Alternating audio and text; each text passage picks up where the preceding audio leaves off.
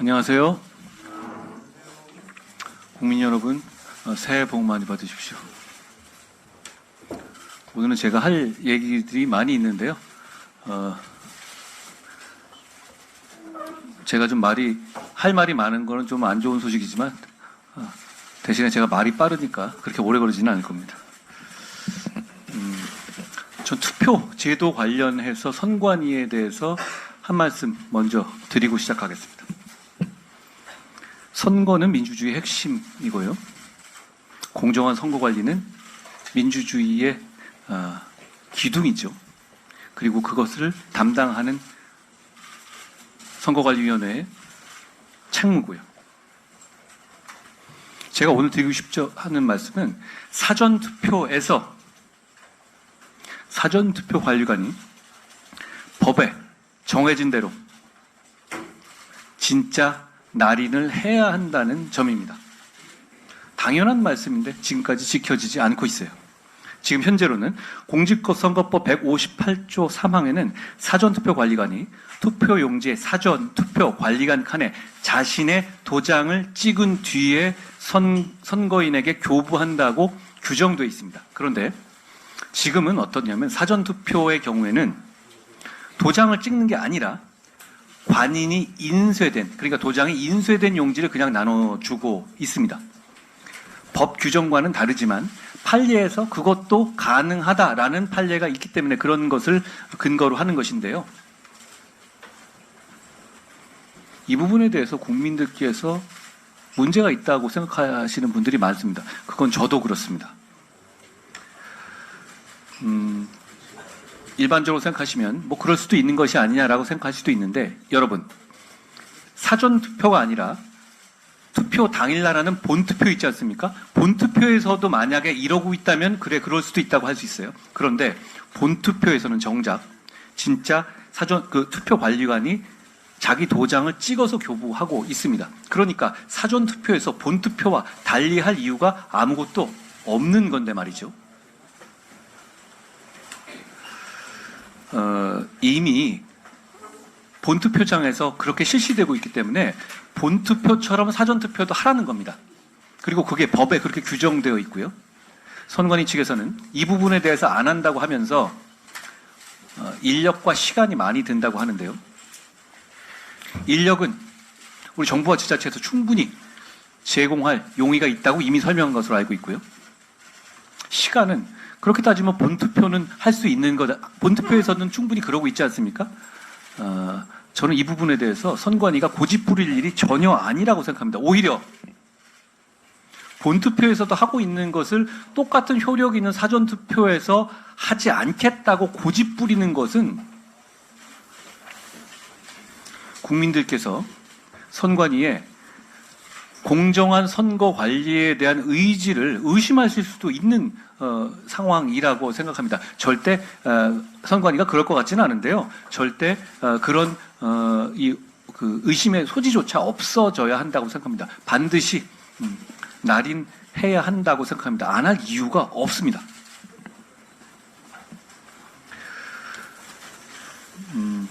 다음으로 우리 국민의힘에 소속된 김성태 전 의원님에 대한 제 생각을 이 자리를 빌어서 말씀드립니다. 국민의힘이 이번 선거에서 동료 시민을 위해서 승리하기 위해서는 용기와 헌신이 반드시 필요합니다. 그런 차원에서 저도 정치를 시작하면서 불출마를 결정했던 것이고요. 이번 총선에서 우리 당은 보수정당 사실상 최초로 시스템 공천을 시작했습니다. 시스템 공천이라는 것은 공천하다 보면, 공천 과정을 겪다 보면 예측하지 못한 경우가 생길 수가 있습니다. 그러니까 아쉽지만 탈락하는 경우도 생길 수가 있는 것이죠. 김성태 전 의원은 과거 단식으로 드루킹 특검을 관철함으로써 민주주의가 훼손되는 것을 온몸으로 막았던 분입니다. 2018년 5월에 드루킹 특검 도입을 위해서 9일간 단식 투쟁을 하셨고, 그 이후에 2018년 5월 21일 드루킹 특검의 여야 합의를 이루어내셨습니다. 결국 그 특검의 결과 드루킹의 실체가 드러났죠. 김성태 전 의원은 누구와 다르게 진짜 단식을 하신 분이고, 단식의 목적 자체도 누구처럼 자기를 지키려는 것이 아니라 민주주의를 지키려는 명분 있는 것이었습니다. 우리 당은 이번에 우리가 도입한 시스템 공천의 과정을 존중해야 합니다. 그렇기 때문에 당의 후보로서 김성태 전 의원을 국민들께 제시하지 못합니다. 그렇다고 해서 김성태 전 의원의 헌신과 민주주의에 대한 기여, 그리고 거기에 대한 저와 우리 당의 평가가 달라지는 것은 전혀 아닙니다. 저는 김성태 전 의원님과 함께 이번 4월에 승리를 만들고 싶습니다. 김성태 전 의원께서도 우리와 함께 해주실 것이라고 저는 기대합니다. 설을 지나면서 이재명 대표님에 대해서 여러 가지 관심들이 많으셨고, 국민들께서도 설 밥상에서 이런저런 얘기를 나누셨을 겁니다. 제가 설이 지나고, 그런데 이제 이 중요한 내용들에 대해서 이재명 대표님이라든가 민주당은 전혀 답을 하고 있지 않잖아요. 제가 국민들을 대신해서 몇 가지 질문을 대신 드리겠습니다.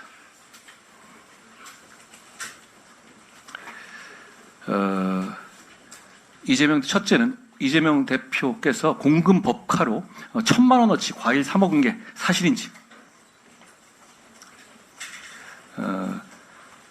과거 방송에서 냉장고에 과일 넣어놓고 꺼내 먹는 게 꿈이다 이렇게 말씀하신 적도 제가 본 거 있는데요. 아무리 그래도 세금으로 그 소원 이루면 안 되는 것 아닌지 제가 묻고 싶습니다. 둘째로는 과거의 명절 제사상도 이 공금 법화로 하셨던 의혹이 있었는데요. 그게 사실인지 묻겠습니다. 이번엔 혹시 안 그러셨겠죠? 셋째로 응급 헬기 특혜가 본인이 결정한 게 맞는지, 굳이 왜 헬기 타고 가겠다고 한 것인지 제가 묻고 싶습니다. 제가 이런 질문 물을 때마다 한 번도 답을 못 들었거든요. 답을 안 하는 것도 답입니다. 국민들께서 보고 계시다는 말씀 드립니다. 저는 이재명 대표님과 관련해서 민주당이 처한 도덕적인 딜레마에 대해서도 한번 생각해 봤습니다. 설 직전에 대표적인 운동권 정치인인 우상호 비대위원장까지 지내셨죠. 의원께서 저에게 입에 올리기 어려운 욕설을 방송에서 하셨죠. 저는 그분이 과거에도 그런 분이었기 때문에 그분 자체에 대해서 뭐 사과를 요구하고 싶은 생각까지는 없습니다. 그런데 보통 이런 일이 있고 이런 일이 회자될 때면 이런 문제를 신속하게 정리하기 위해서 당 차원에서 유감을 표명하거나 아니면 당 차원의 누군가라도 이건 잘못됐다든가 이런 식으로 정리하고 나가는 게 우리 정치의 상례였던 것 같습니다. 그리고 그게 제가 별로 좋아하지 않는 여의도 문법이죠. 그런데 민주당은 그러지 못합니다. 저는 그러지 못하는 이유가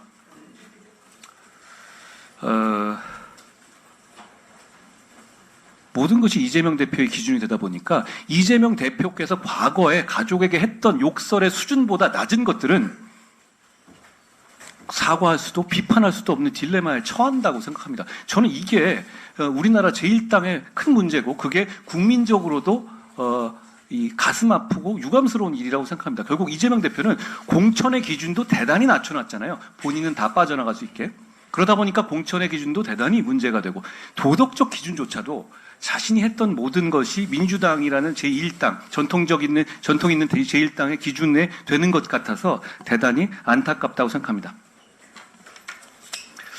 제가 조금 전에 들어오면서 조국 신당에 관한 질문을 받았었습니다. 저는 조국 전 장관께서 국회의원을 하고 싶은 마음은 제가 얼마든지 이해합니다. 그럴 수 있다고 생각합니다. 그렇지만 저는 오히려 이 문제가 이재명 대표가 혼자 결정했다는, 민주당이 100% 북한처럼 동의했다는 지금의 준연동형 제도의 문제점을 보여준다고 생각합니다. 조국 씨는 우리가 주장하는 병립형 제도 하에서는 절대로 국회의원 배지를 달 수 없습니다. 그렇지만 이재명 대표가 결정하고 민주당에 100% 찬성한 준연동형 제도 하에서는 국회의원 배지를 달 수 있죠. 저는 국민의 민의를 반영한 선거제도가 어떤 것인지 이 자체로 금방 드러난다고 생각합니다. 저희는 병립형 제도가 국민의 의사를 더 잘 반영하는 것이라는 점을 다시 한번 말씀드립니다. 지금 국민들은 제대로 된 선거를 하고 제대로 된 선거 하에서 국민들이 선거한다면 조국 씨 같은 분은 배지를 달 수 없어야 하는 것이 맞죠.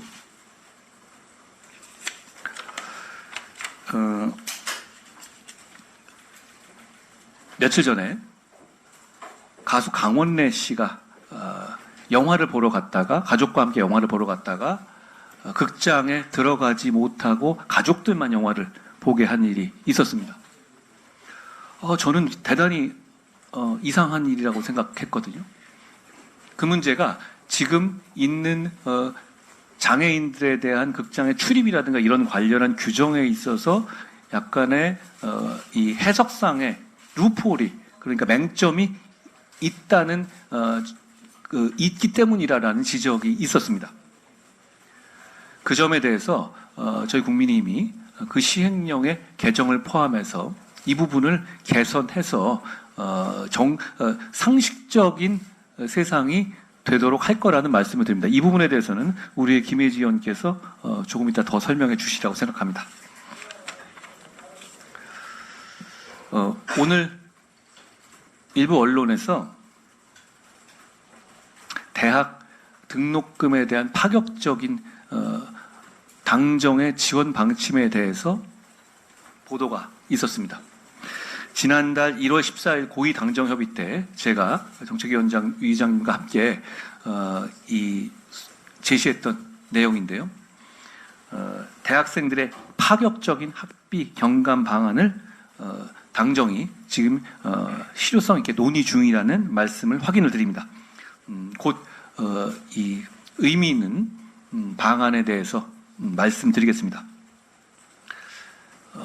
이참에 저희가 드리고 싶은 말씀은 제가 늘 강조하다시피 정부 여당, 집권 여당인 우리의 정책은 곧 실천이고 다수당이지만 민주당의 정책은 약속일 뿐이라고 말씀드렸는데요. 바로 이 차이입니다. 저희는 이 대학생 학비 경감 방안을 만들어서 바로 실행하겠습니다. 약속이 아니라 실천이라는 말씀을 드립니다. 제가 어제 출근하면서 어제 이제 직원들이 고향에 내려가셔서 택시를 탔었는데요. 기사분이 저를 알아보시면서 이런 말씀을 주시더라고요. 설 직전에 발표된 소상공인 자영업자 세금 부담 경감 정책, 그러니까 부가가치세 간이과세 기준을 현 매출 8천만 원 미만에서 1억 400 미만으로 높이기로 한 것에 대해서 말씀하시면서 발표해놓고 나서 그 이후에 다른 말씀이 계속 없어서 이거 진짜냐, 말만 해놓고 이거 안 되는 거 아니냐, 이거는 정말 해줬으면 좋겠다, 이것 때문에 오히려 연말 한 달을 일부러 영업하지 않는 분들도 있다라는 말씀을 주셨습니다. 저는 안심시켜 드렸는데요. 여러분께 또 말씀드립니다. 우리는 약속을 지키는 정당입니다. 그렇기 때문에 저희가 한 약속은 반드시 지킨다는 말씀을 드립니다. 이 정책이 대단히 좋은 정책이라는 점을 말씀해 주신 제가 탔던 그 택시 기사님께서도 감사하다는 말씀을 드립니다. 오늘 말씀은 제가 이 정도 하겠습니다.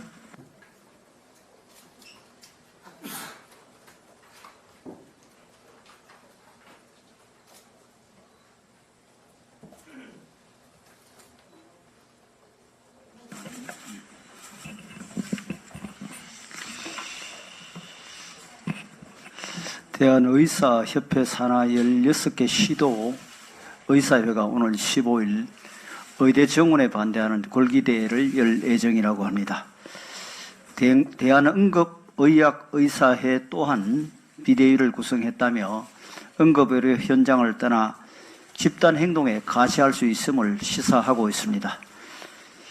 필요 인력을 구하지 못한 필수 의료 및 지방 의료 현장이 만성적인 업무 과정에 시달리고 있음을 의사라면 모를 리 없습니다.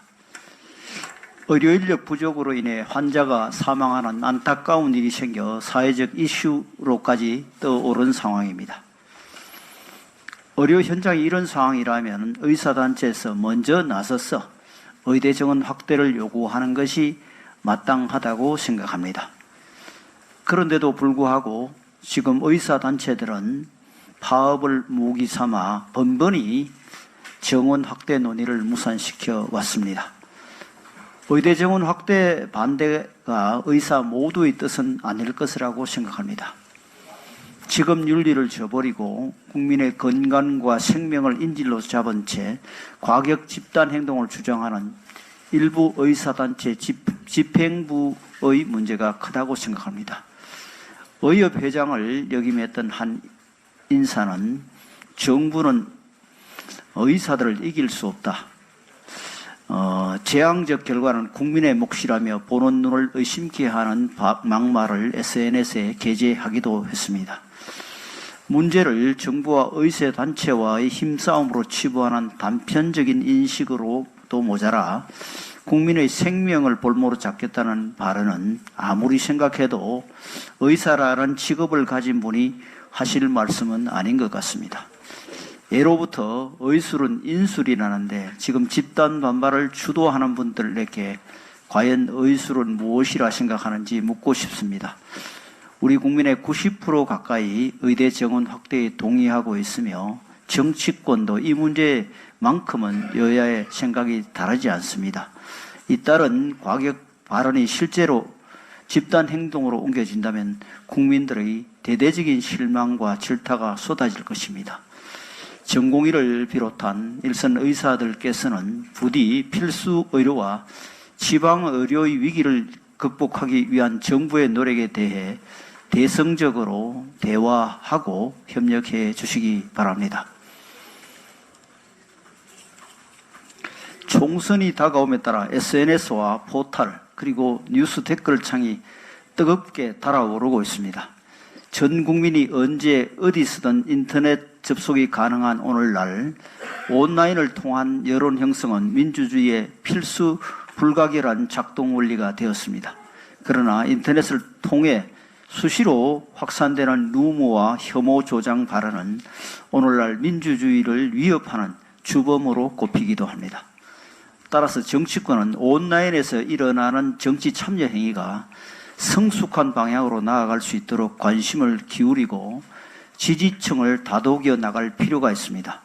지난 명절 연휴에 민주당에서는 우리 당의 연탄 봉사에 대해 당시 현장 상황을 제대로 살펴보지도 않고 연탄 정치 쇼니 연탄 화장이라는 자극적인 말로 사실을 왜곡하고 선동했습니다. 책임 있는 정치인이 방송에서 우리 당 비대위원장께 욕설을 하는 일도 있었습니다. 아무리 선거를 앞두고 있다 하지만 상식적으로 이해하기 힘든 정치 오염 행위들입니다. 제도권 정치인들부터 이러니 인터넷 댓글창이나 커뮤니티에서도 상대당을 향한 정오와 저주의 말들이 멈추지 않고 있습니다.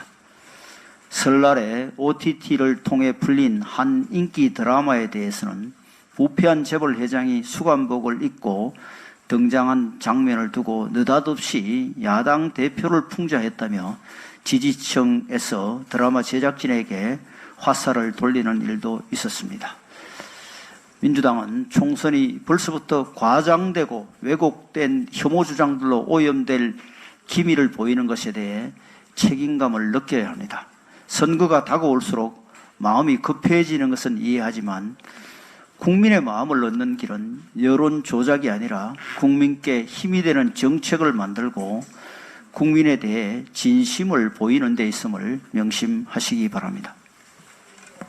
예, 제 연탄 봉사를 말씀해 주시니까 제가 한 말씀만 드리겠습니다.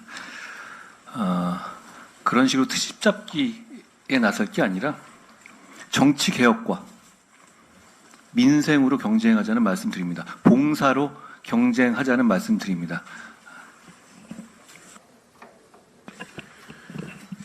이번 설 연휴를 통해서 확인된 밥상 민심은 역시 먹고 사는 문제, 즉 민생이었고 경제였습니다.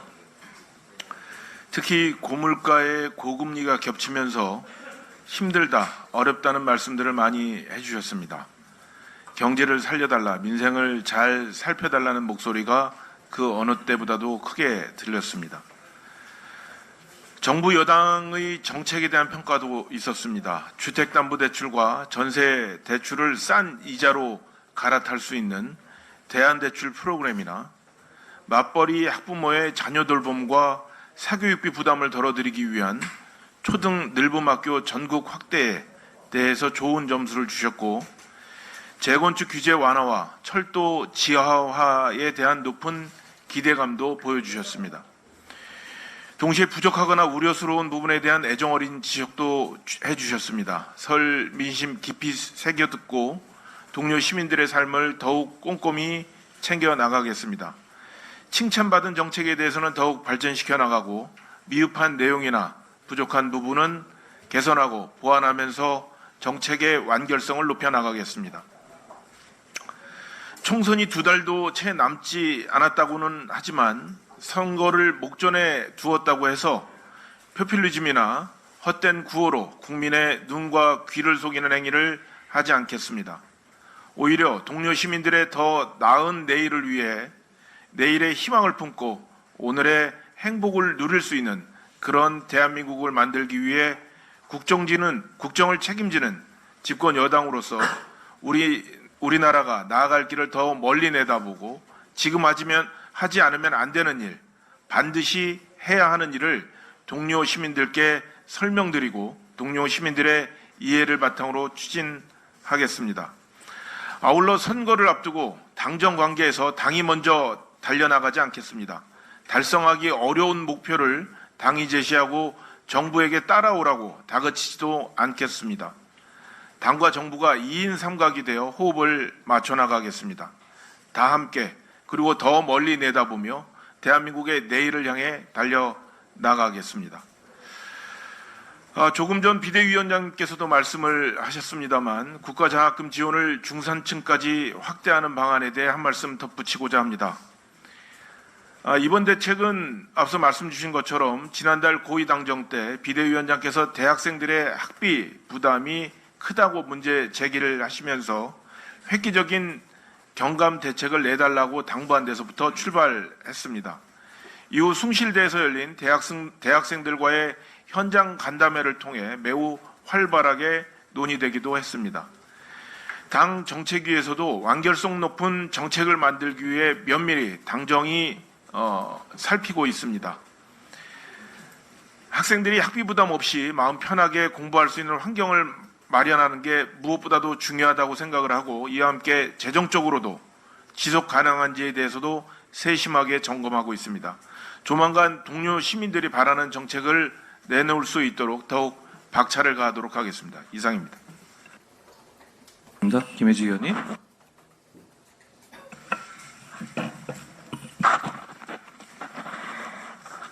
네, 여러분 설 연휴 잘 보내셨나요? 설에는 온 가족이 함께 영화관에 가서 다양하게 영화도 감상하시면서 시간들을 보내시곤 하는데요. 저는 물론 못 갔습니다. 근데 어제 기사 보니까 위원장님 건국전쟁 보셨더라고요. 네, 부럽습니다.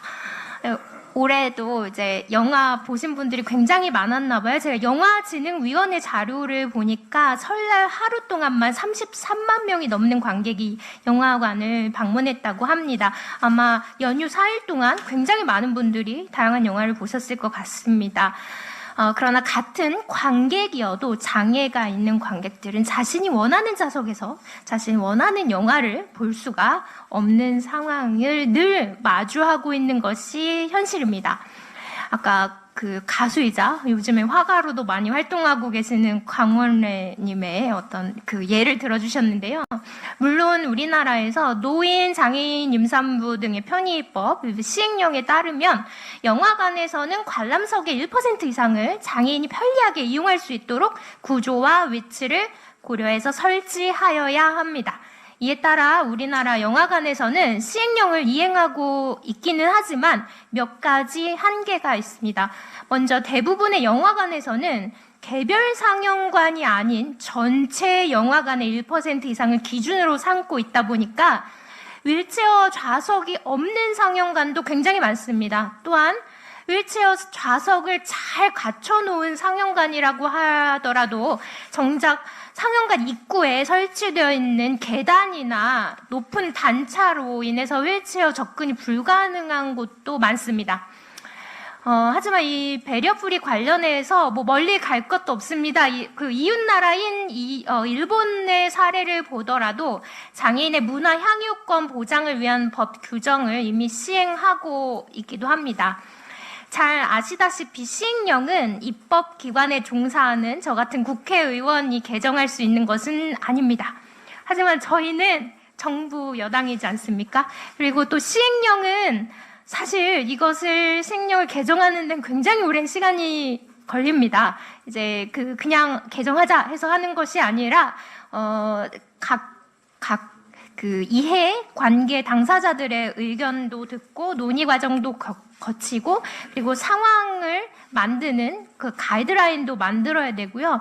그리고 또 다양한 연구를 거친 후에 이렇게 개정이 되게 됩니다. 제가 그 과정에 다 개입할 수 있을지는 사실 잘 모릅니다. 이제 지금 21대 국회가 얼마 안 남아서. 하지만 저희 정부 여당인 우리 국민의힘과 정부와 함께 힘을 계속해서 합쳐 나간다면 충분히 바꿔나갈 수 있는 부분입니다. 장애인 등 편의법 시행령 개정을 통해서 상영관별 관람석의 1%, 그러니까 전체 좌석이 아닌 상영관별로 1% 이상을 휠체어 이용 관람객이 이용할 수 있도록 하고 영화관 내 장애인 접근성 향상을 위한 구조 변경이 이뤄질 수 있도록 지원 방안 또한 마련하겠습니다.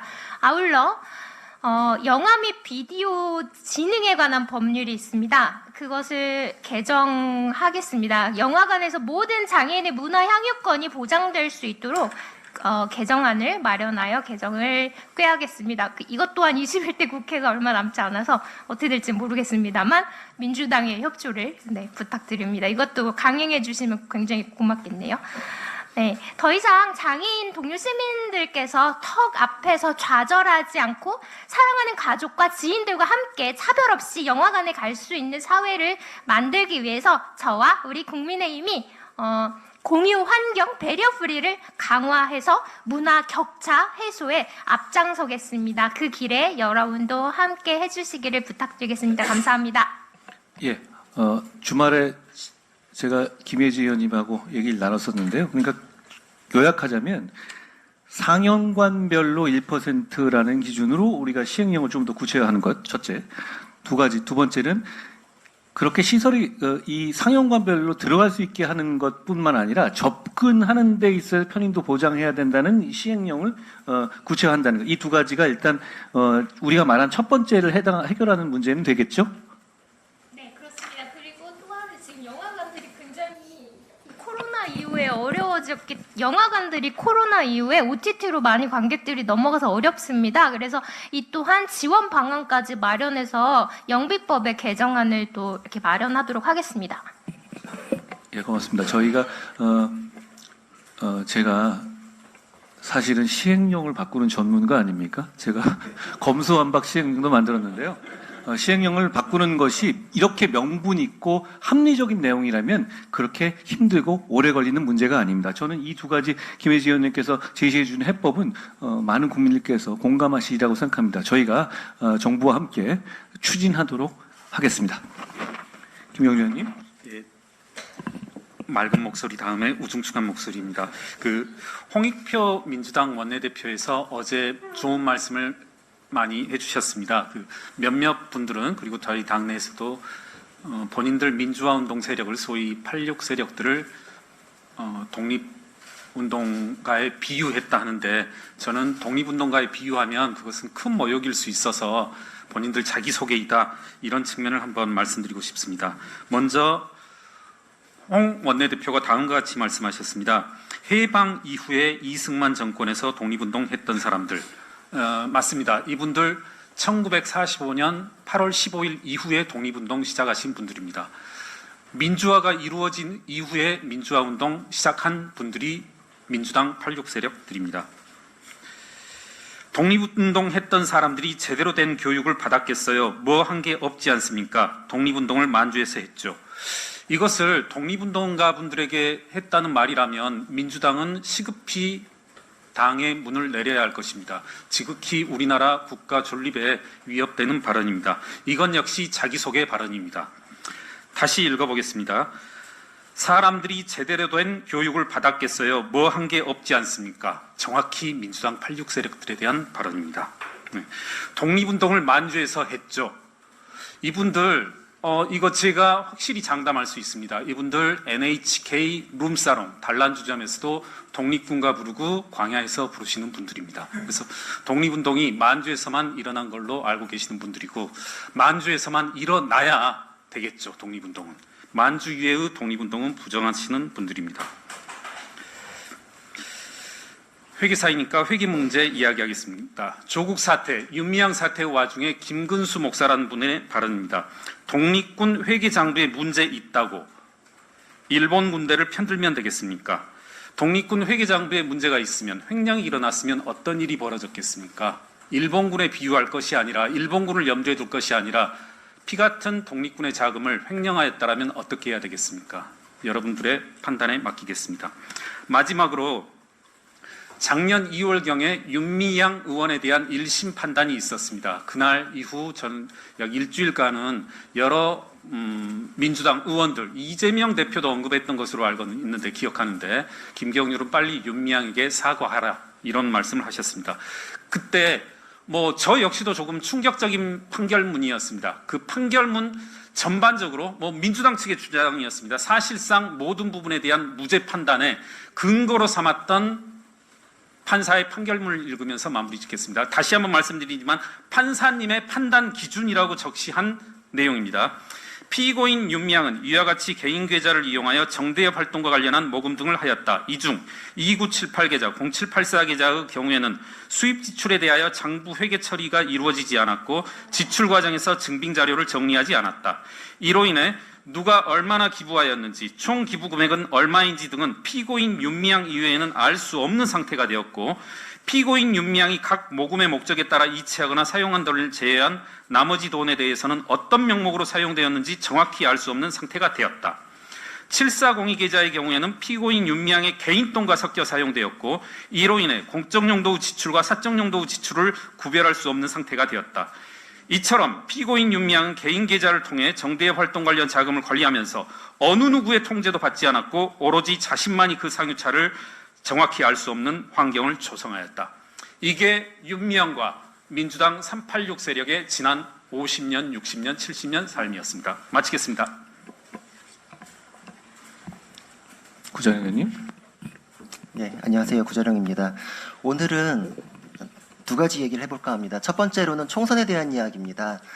저희는 공천 신청자에게 한 30가지 정도의 서류를 요구해서 받았습니다. 그중에는 자기 검증 진술서라는 것도 있습니다. 133개 항목에 걸쳐서 범죄 이력, 세금 문제 등 이런 것까지 물어보나 싶은 항목까지도 세세하게 검증을 요구했고 문제가 있다면 소명서까지 제출하도록 하였습니다. 조국 씨나 이재명 대표 같은 경우에는 그것을 작성하면 거의 범행 일지나 자수서 정도가 됐을 겁니다. 당연히 그분들은 우리 당에서 공천을 받을 수 없습니다. 그런데 우리가 통제할 수 없는 영역에서 그분들은 이번 총선에 나오겠다고 합니다.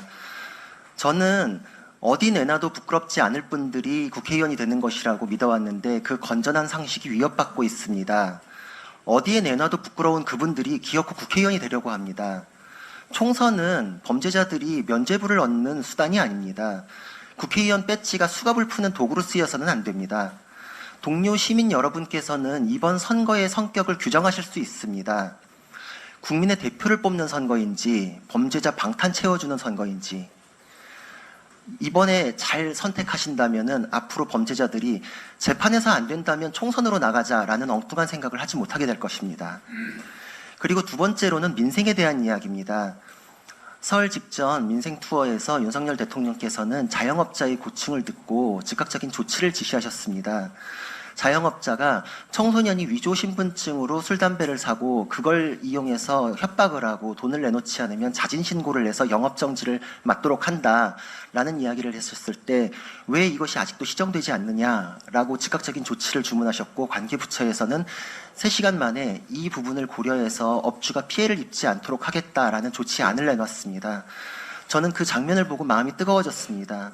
저는 그런 사건을 하면서 굉장히 막다른 벽에 부딪힌 느낌을 많이 겪었었기 때문입니다. 법에는 잘못이 없습니다. 그럼에도 불구하고 자영업자를 피해자로 내몬 것은 그 법의 의미를 기계적으로만 적용한 공무원에게 있었습니다.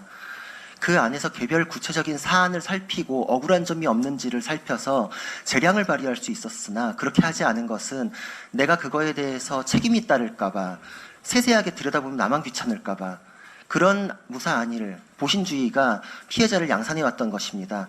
그런 태도는 잘못이 없는 법을 잘못된 법으로 만들고 왜곡합니다.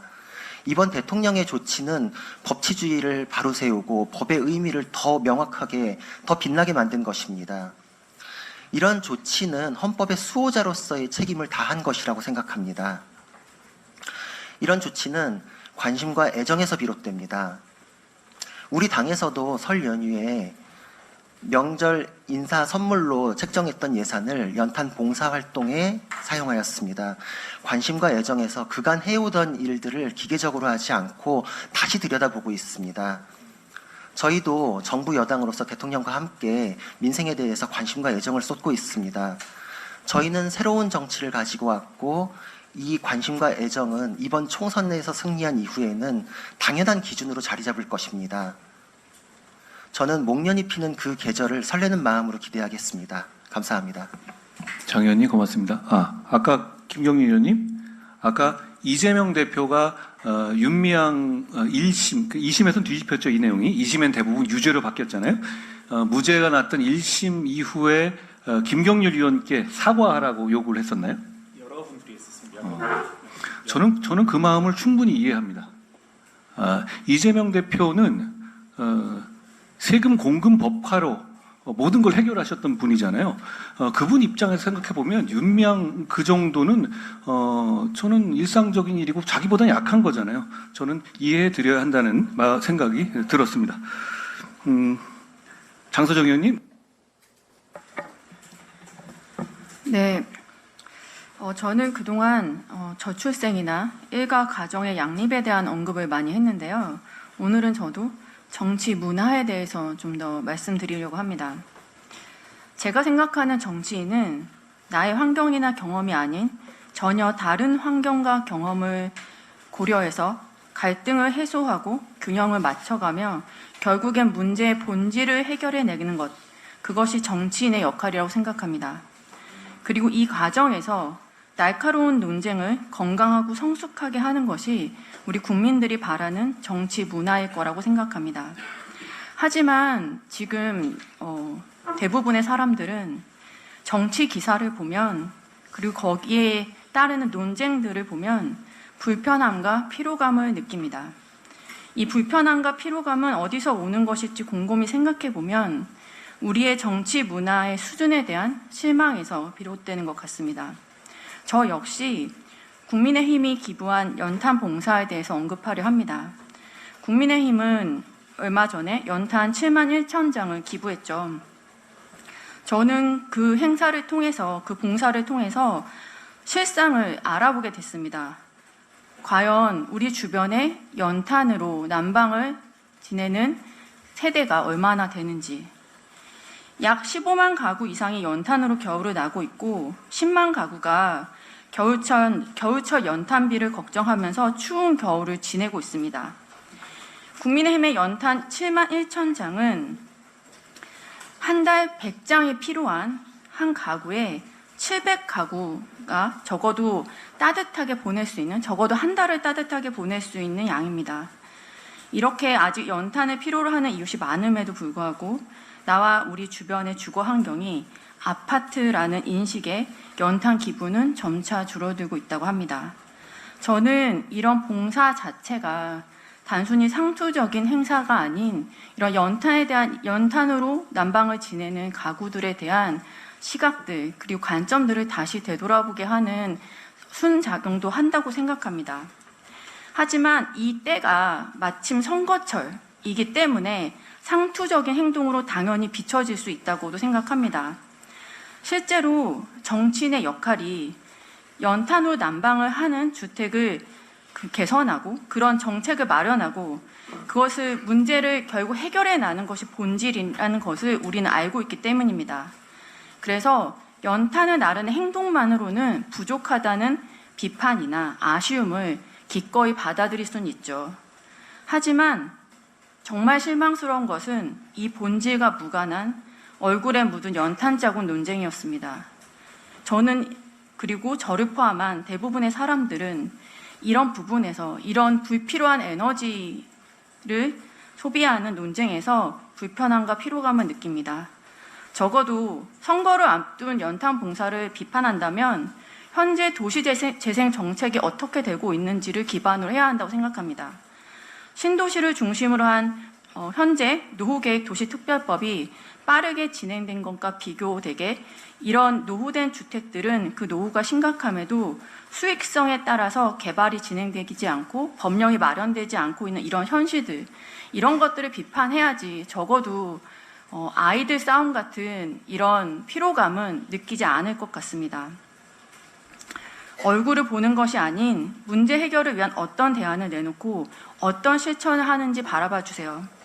그리고 국민들이 원하는 정치 문화가 어떠한 것인지 생각해 봐 주시길 간곡히 부탁드립니다. 감사합니다. 고맙습니다.